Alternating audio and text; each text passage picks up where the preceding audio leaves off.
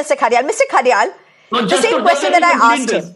So even if you say this is anti-incumbency, the fact that BJP is managing to do this state after state without the party falling apart, just an exhibit of what it takes to win.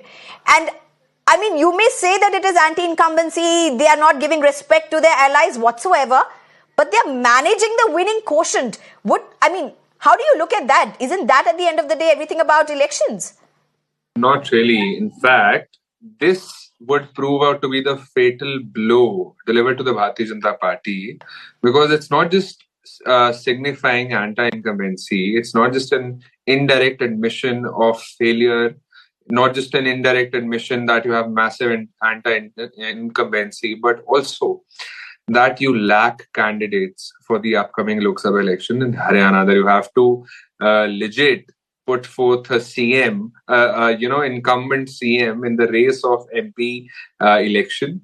Is that how bad the Bharatiya Janata Party has gotten when it comes to having meritorious candidates? Is that not telling us crystal clearly that the Bharatiya Janata Party has no promises that they have delivered, has no work to show, has no candidates to offer for the Lok Sabha election? And this basically is a recipe for a blunder, and the nightmare for the Bharatiya Janata Party has already begun.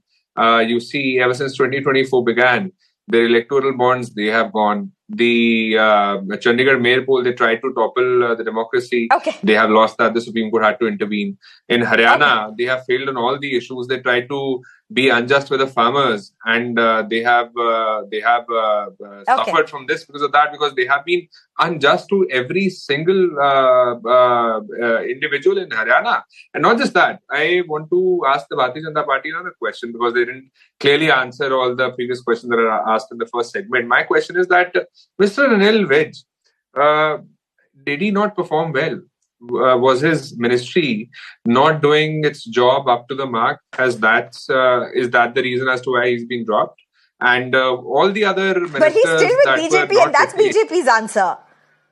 Sorry? What is it? But he's still with BJP. He's still with BJP. See, no, I'll answer the question. They are still with the BJP. It's just been a couple of hours.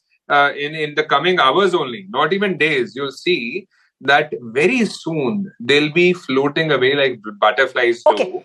And on top of that, I've given you four parts. Let me just get in. I'm just left with a minute. Vipin Pubby, BJP is managing to keep its house together. Congress is claiming it's going to float apart. But if you look at precedents, they are managing to keep their house together despite these massive changes which is being brought in. You call it vote bank politics, you call it sensing the threat earlier whatsoever. But is this BJP's success? Undoubtedly, BJP, as you had been also saying, and I know it's a fact, that they are actually hungry for power, not in a negative sense. Every political party needs to be hungry for power, which unfortunately Congress doesn't appear to be.